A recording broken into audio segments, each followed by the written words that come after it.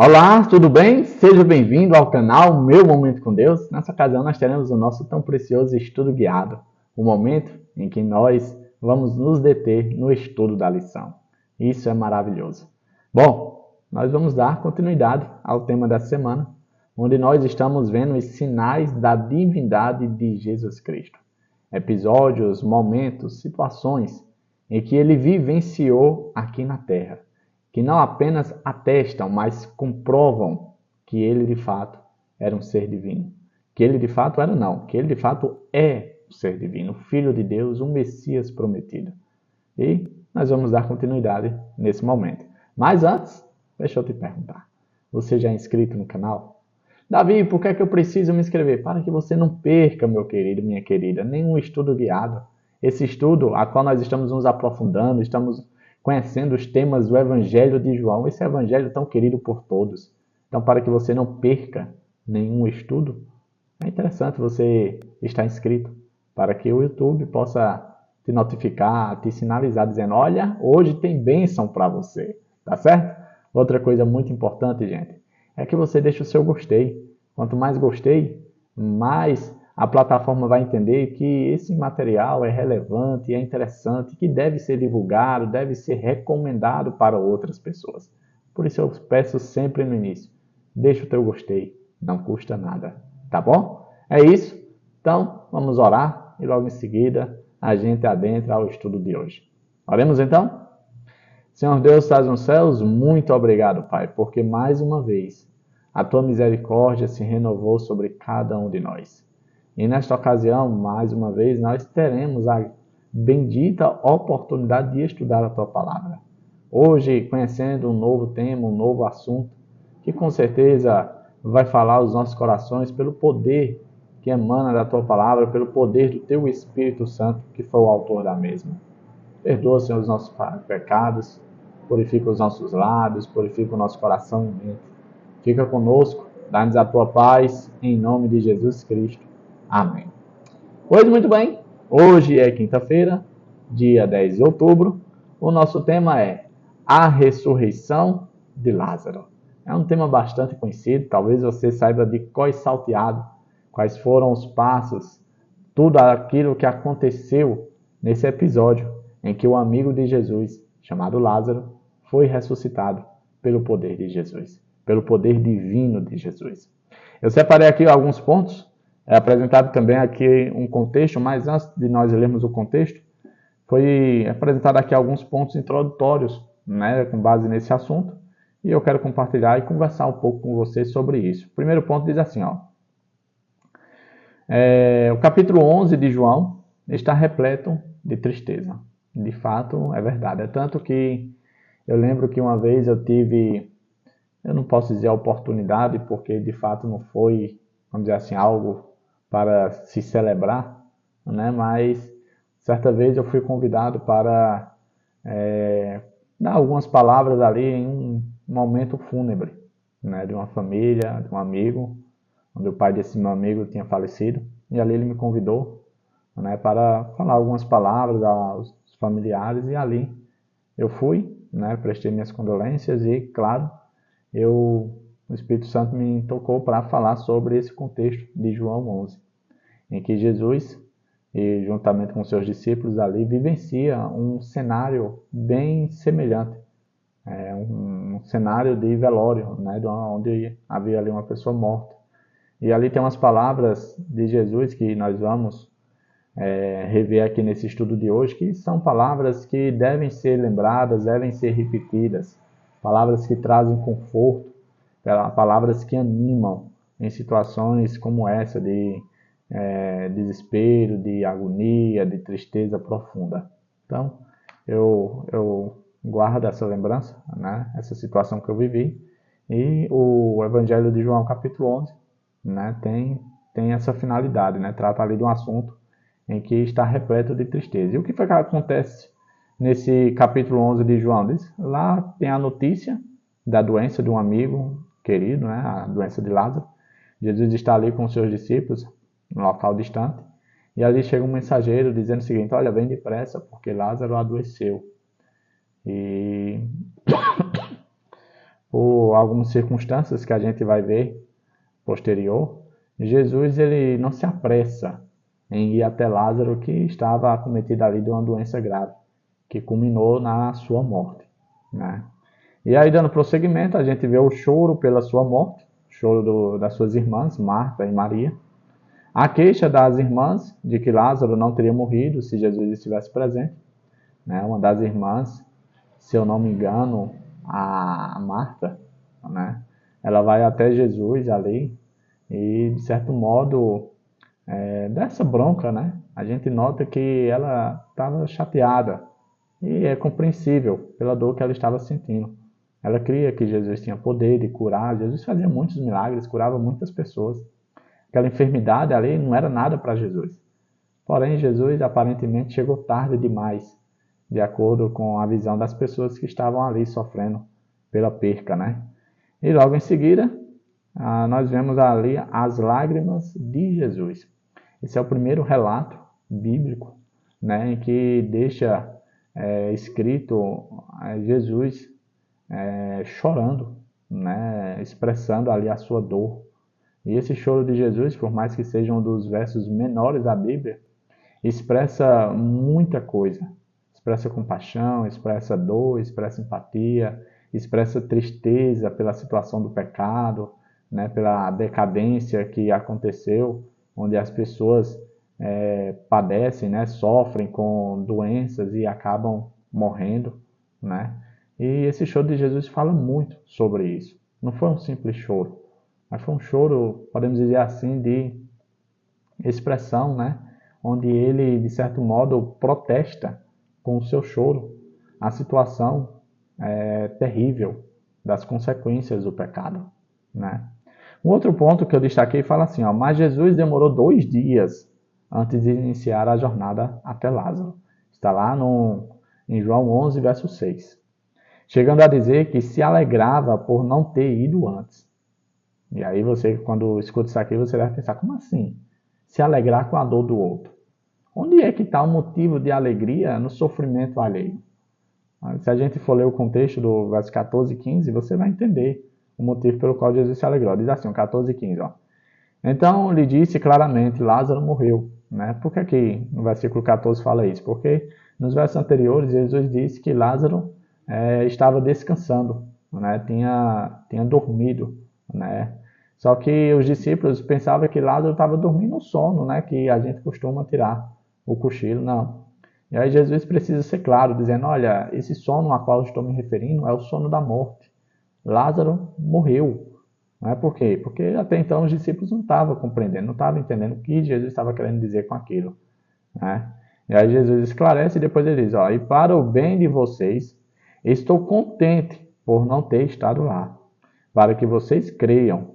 Mas vamos até lá. Interessante, né? Jesus ele se alegra não pela morte em si de Lázaro, não pela a dor que a morte causou aos seus familiares e parentes. Não. É tanto que se fosse por isso, por que ele choraria quando estivesse lá? Seria meio que hipócrita, né? Seria meio que uma pessoa de duas caras. E nós sabemos que isso não faz o perfil de Jesus.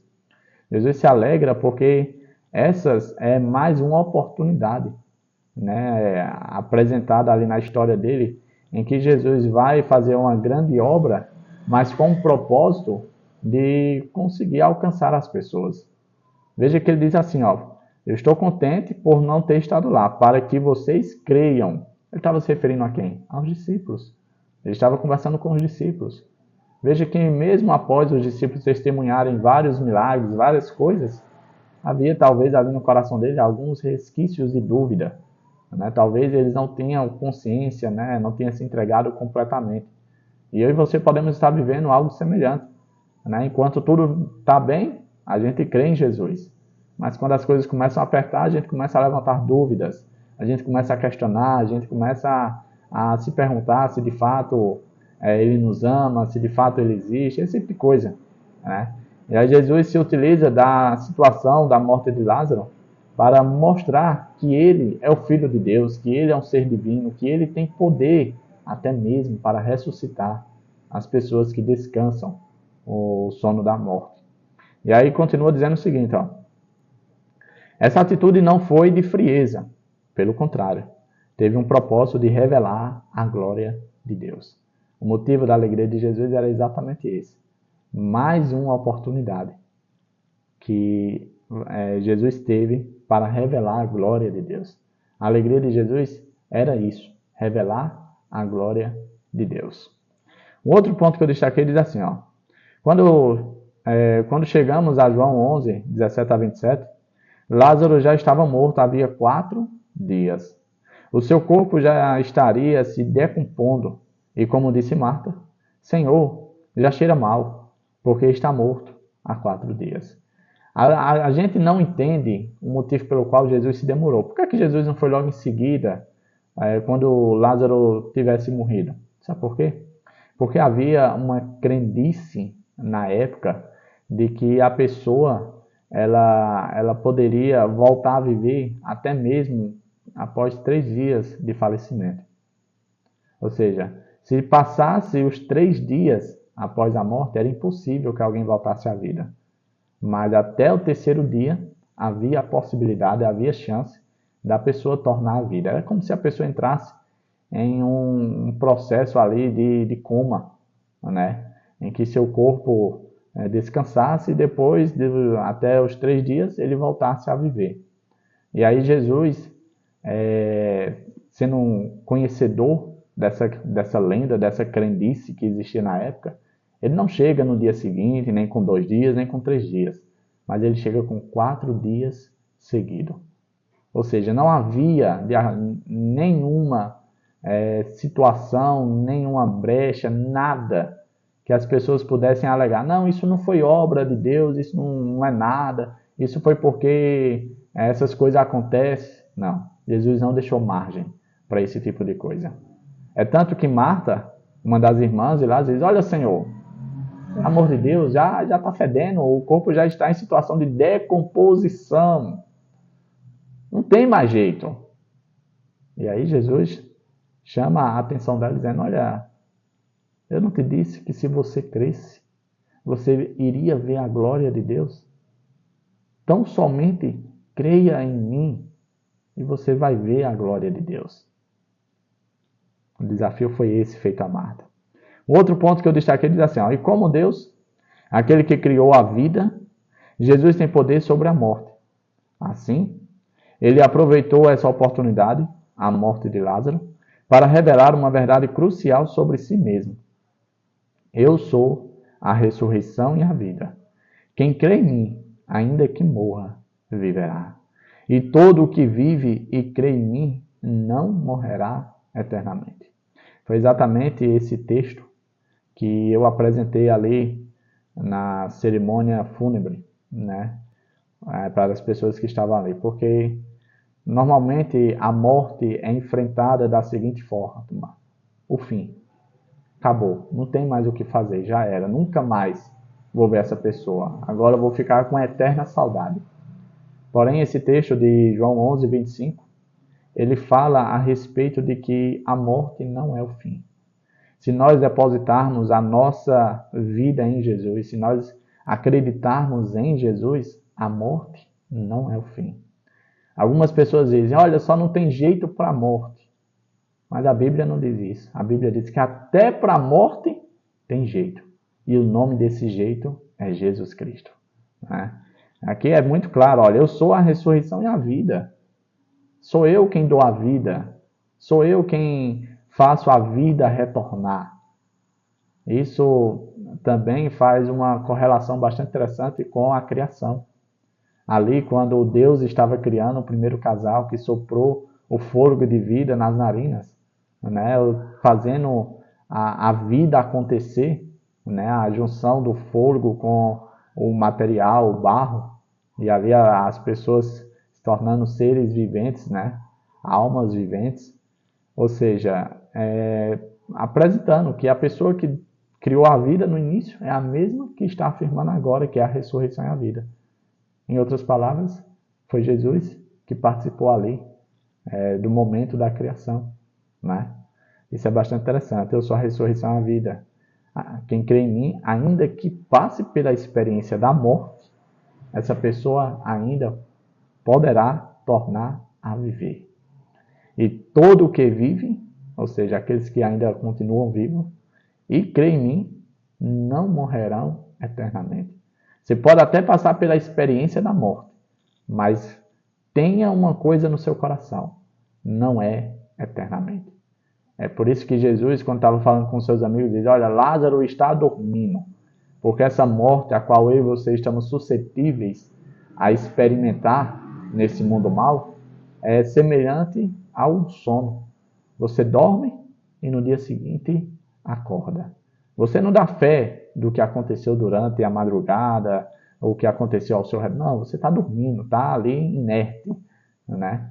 Ou seja, a morte é semelhante a isso. Por isso, o estudo sobre a morte é tão importante para um cristão, porque liberta, traz esperança, traz alívio, né?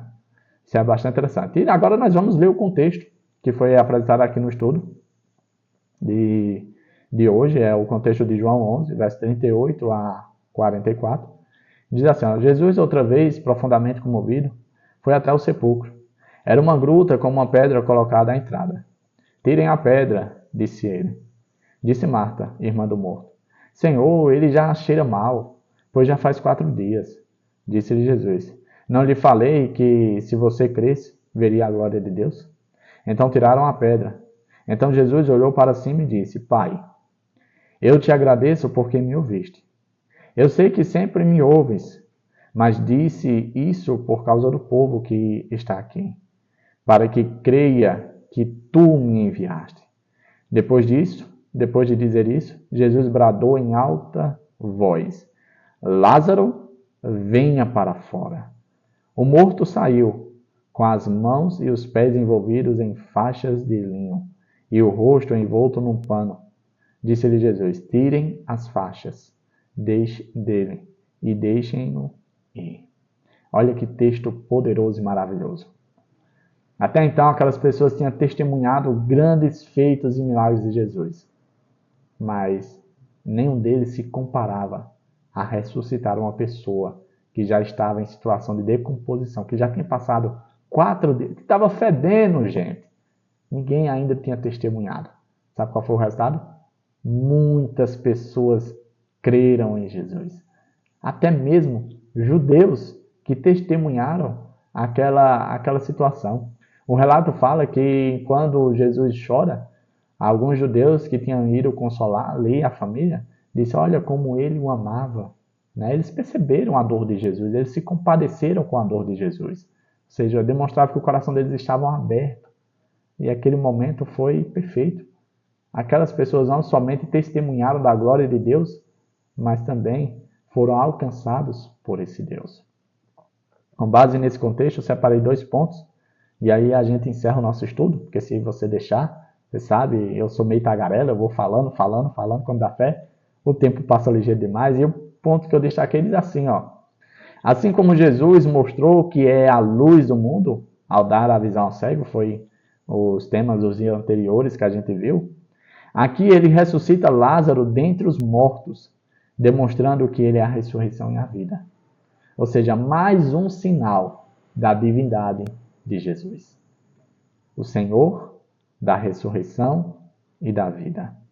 No entanto, quando chegamos ao final dessa história incrível, ou seja, os últimos versos do capítulo 11 de João, na qual muitos que viram creram, desenvolve-se uma ironia poderosa, mas triste.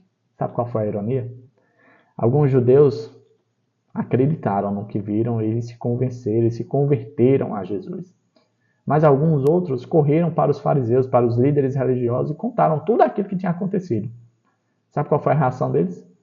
Ao invés de eles dizer, meu Deus do céu, esse homem tem poder. Não pode, ele tem que ser filho de Deus mesmo. Sabe qual foi a reação dos líderes religiosos? Eles, gente, basta.